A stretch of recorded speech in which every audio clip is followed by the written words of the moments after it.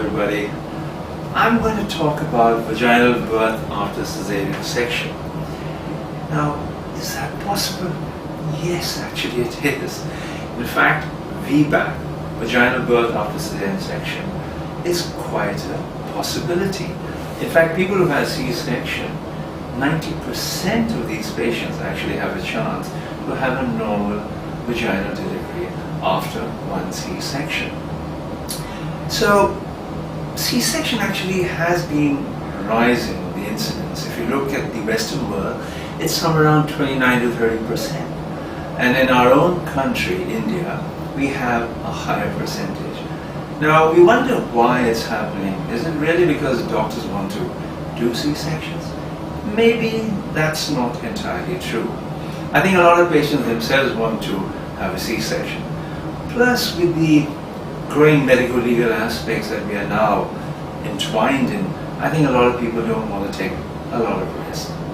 So, if we look at vaginal birth after C-section, who are the people who would fit into the right criteria, who would be able to try for vaginal delivery? So we say that patients who've had only one Caesarean section in the past, so one surgery. Also people who have not had surgery to enhance reproductive facilities, meaning which operations, myomectomies, tumor removal. So any surgery on the uterus would, well, prevent us from trying to do a normal delivery after a C-section. We would want babies to be not too big. So under 4 kgs is what we would recommend. Also the time between the previous delivery and the subsequent one should be at least 18 months. We would also want that the baby's head should be down, what we call cephalic. So these are the criteria that we would like if we had to try vaginal delivery after a C-section. Now we must also understand that the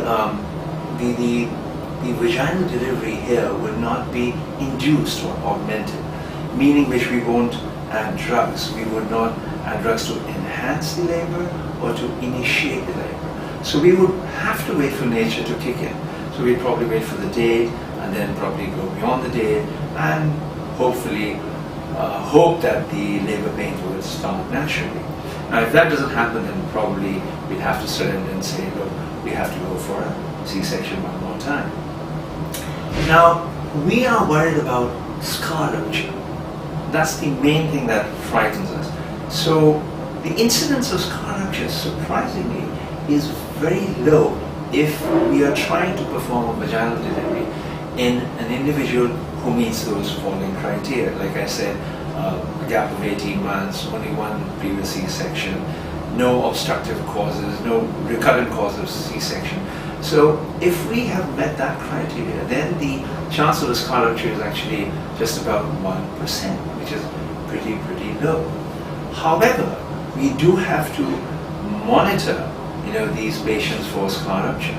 Now, scar rupture, if it happens, we would probably see the patient having a lot of pain at the scar site, what was scar tenderness.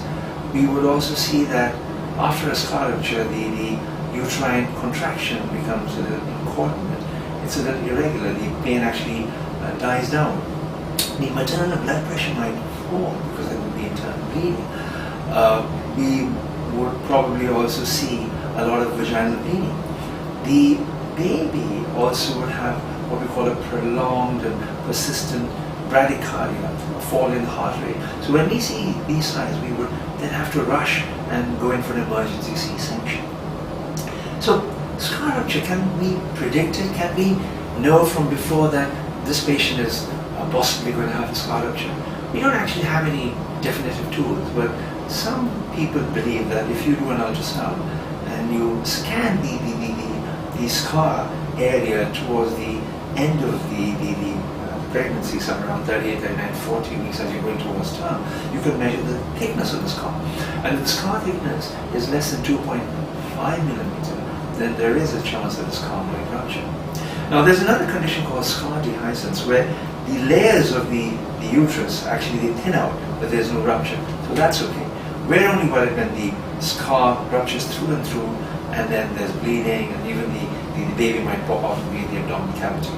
So if scar rupture happens, then you have to rush in for an emergency C-section. You should be in a facility which has all those abilities to look after such an emergency, and sometimes we have to sacrifice the uterus, which is quite frightening, and sometimes we have to give blood. So I think the take-home message is that yes, vaginal birth after C-section is definitely a possibility. You actually have a 90% chance if you are meeting the criteria that I mentioned, and if you do meet the criteria, then there's only a 1% chance of a scar rupture. So you should be, well, in touch with a center which is well equipped, and probably the most important aspect is to have a doctor who's willing to do it.